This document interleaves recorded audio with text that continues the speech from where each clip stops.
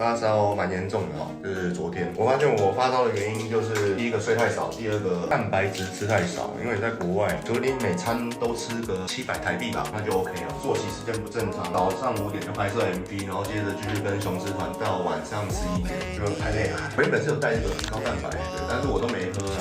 那我这2天好想了，我就开始喝。它水龙头直接水就是可以喝的，我就是这样，蛮恶烂的。从忘了再停止来，尤其对有健身的人来讲，你突然蛋白质变少了。你抵抗力会变很弱，我就很明显是去了罗浮宫才感冒的，就是罗浮宫那里面小小一间，尤其是蒙娜丽莎那间房间哦，几万个人跟看演唱会一样，他每个人都不戴口罩，有几个人就在咳嗽这样，他们感冒都不戴口罩，抵抗力弱的人就会中标了。这个要谢谢我法国的一个客户，一个法国客户美女，然后她说这个在法国是很厉害的一个新冠肺炎的药，我也不知道我是新冠肺炎，但她说这个小小的吃的蛮好听的。